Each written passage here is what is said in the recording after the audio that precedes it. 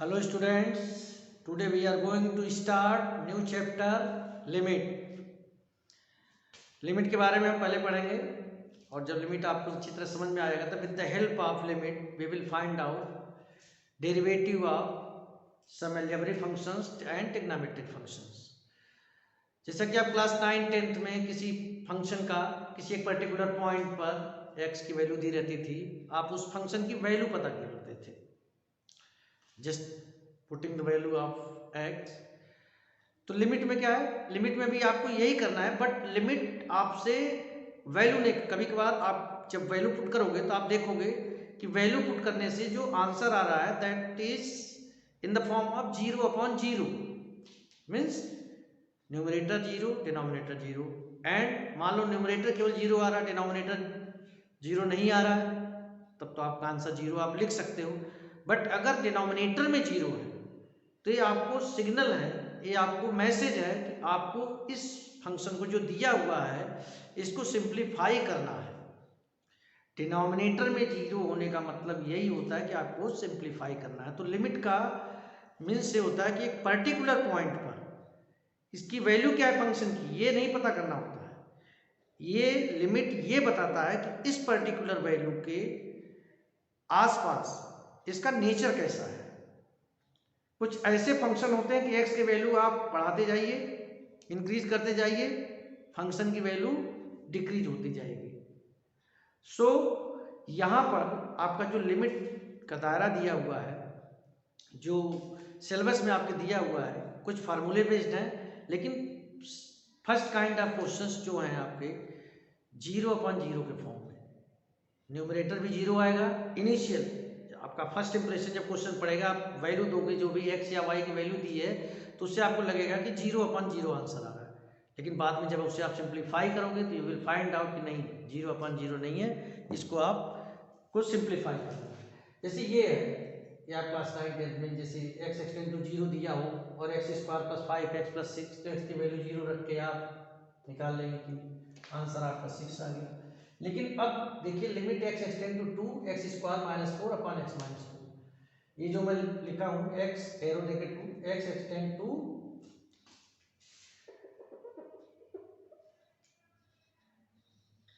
x extend to 2। Okay, अब यहां पर 0/0 के फॉर्म में आ रहा है। अगर आप 2 की वैल्यू रखोगे 2² 4 - 4, नीचे भी 2 - 2 0/0, तो ये आपको सिग्नल है कि इसको भाई सिंप्लीफाई करना है। a² - b² का आपने फॉर्मूला लगाया, अब देखिए कैंसिल आउट किया, अब आपका x + 2 आया, अब आप x की वैल्यू रखेंगे 4 आ गया। इसी की तरह यहाँ पर देखिए लिमिट x एक्सटेंड टू 3 है, ये वैल्यू लिखी हुई है, ऐसे क्वेश्चन आपके एनसीईआरटी बुक में भी दिए हुए हैं। अब आप ये वैल्यू रखोगे तो न्यूमरेटर में भी 0 आएगा, डिनोमिनेटर में 0 आएगा, तो आपको बता रहा है कि इसको आप सिंप्लीफाई कीजिए। सिंप्लीफाई करना मीन्स यहाँ पर आप देखिए स्प्लिटिंग द मिडिल टर्म से सॉल्व हो रहा है, तो आप देखेंगे कि यस पॉसिबल है, इसको हम सॉल्व कर सकते हैं। इसको स्प्लिटिंग द मिडिल टर्म से करेंगे तो x - 3 x - 2, और इसको आप करेंगे तो x - 3 x - 8, ये कैंसिल आउट हो जाएगा। Limit x extend to 3 x - 2 upon x - 8 आ गया। अब आप x की वैल्यू रख सकते हैं क्योंकि अब आपका ना तो अब आपका डिनोमिनेटर 0 में नहीं आ रहा है, न्यूमरेटर 0 आ जाए कोई दिक्कत वाली बात नहीं, तो आंसर आपका 0 कंसीडर कर लिया जाएगा। x की वैल्यू रखते हैं 3 - 2 upon 3 - 8, 1 upon -5 which is equal to -1/5. So first of all you have to simplify the given function and after that you have to find out the answer. Limit में आपको directly value नहीं put करनी है जैसे कि आप अब तक करते आए हो कि आपने वैल्यू उठाई पुट कर दी और बता दिया कि ये आंसर है। हाँ, अगर वो वैल्यू रखने से उसका आंसर 0 आ जाता है या डिनोमिनेटर में 0 नहीं आता है तो आप सही है बिल्कुल अपनी जगह पर, लेकिन डिनोमिनेटर में 0 अगर आ रहा है तो आपको तुरंत जो भी फंक्शन दिया है या तो उसमें कोई फार्मूला लगेगा या तो उसको किसी आइडेंटिटी के जरिए आप सॉल्व करेंगे या फिर आप स्प्लिटिंग द मिडिल टर्म, जैसे क्वेश्चन और लेता हूं मैं तो आपको और क्लियर हो जाएगा। Limit x extend to 4 x³ - 64 upon x - 4। यह देखिए जरा, यहां आप देखेंगे तो आपको समझ में आएगा कि अगर 4 में रखूंगा तो न्यूमरेटर भी 0 डिनोमिनेटर भी 0।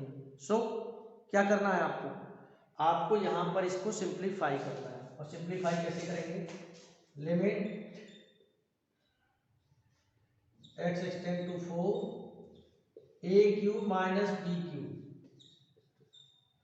ऊपर आइडेंटिटी लगा दीजिए, limit x extend to 4 a minus b a square plus A B plus B square.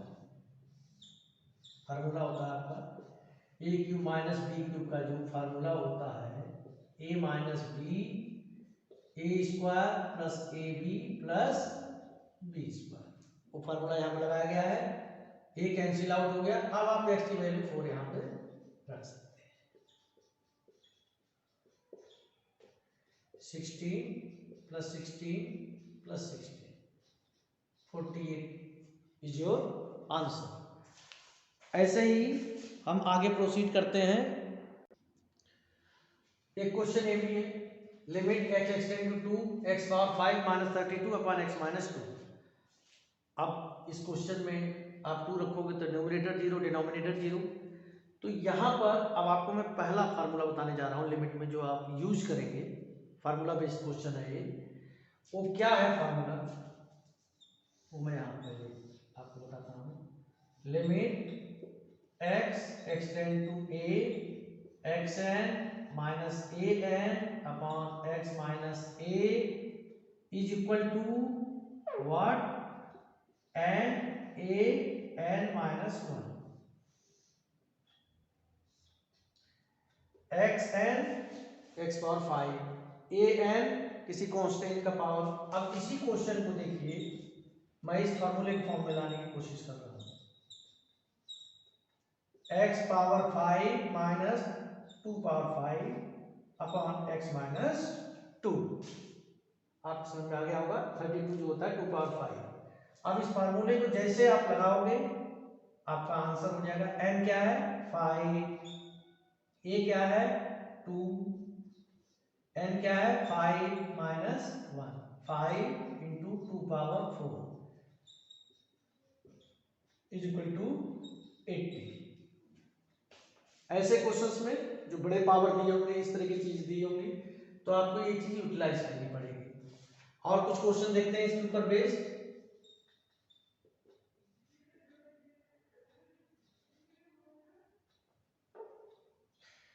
Limit x extend to 1 x power 10 minus 1 upon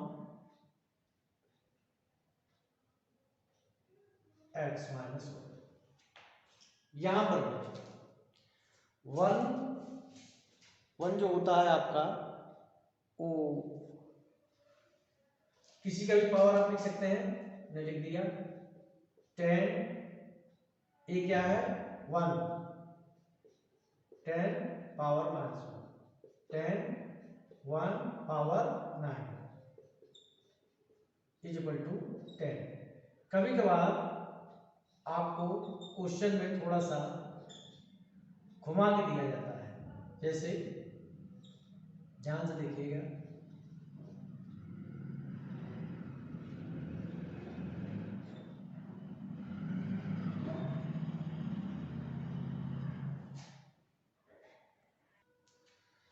so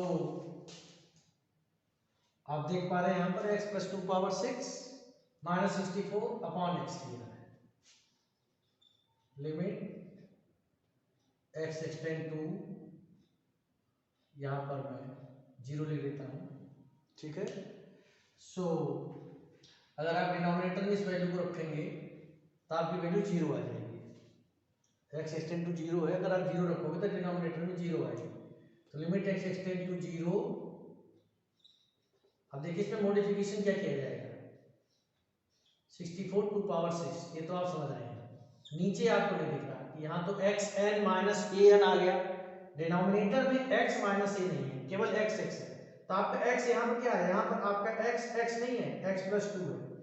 तो आप x प्लस 2 माइनस 2, अब आपको समझ में आ रहा है x प्लस 2 आपका पूरा होल x था जो आप यहाँ पे फार्मूले में यूज कर रहे हैं x, वो x प्लस 2 है, माइनस a 2 है, पावर 6 n की जगह से, और यहाँ x को आपने x प्लस 2 माइनस, तो आपका आंसर क्या हो जाएगा n a n minus 6 into 2 6 minus 1 5 6 into 32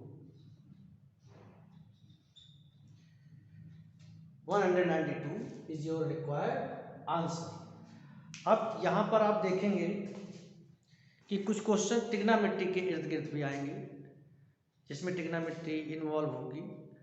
पहले आप identity based splitting the middle term, identity based में A square minus B square, A cube minus B cube, A cube plus B cube and X N minus A N upon X minus A, इनकी practice कीजिए। इसके बाद trigonometry पर based जो questions हैं, trigonometry का तो बहुत बड़ा रेंज है, उसको लेकर भी हम आगे इस पे डिस्कशन होगा इस चैप्टर पे। ध्यान रखिएगा ये जो चैप्टर आप पढ़ रहे हैं क्लास 11th में, अभी इनिशियल स्टेज पर आपको पढ़ाया जा रहा है, बिल्कुल यही चैप्टर आपके क्लास 12th में भी है। ये चैप्टर बहुत इंपॉर्टेंट है आपके लिए। आप 11th में जो कुछ पढ़ रहे हैं इस समय इस चैप्टर में, the same thing is in your class 12th also, और लेवल भी बहुत ज़्यादा हाई नहीं हुआ, इसी लेवल का है। इन्हीं सब चीज़ों को लेकर हम कैरी करते हुए क्लास 12th में जाएंगे। So please be serious and practice all these things, go through all these topics very seriously, and finally pay full attention on your self study। अगर आपकी सेल्फ स्टडी में कोई भी कमी आती है, प्रैक्टिस में अगर कोई कमी आती है, so I think you have not taken right stream PCM, okay? So please work hard, we will meet again and discuss the more topics related to limit. Thank you.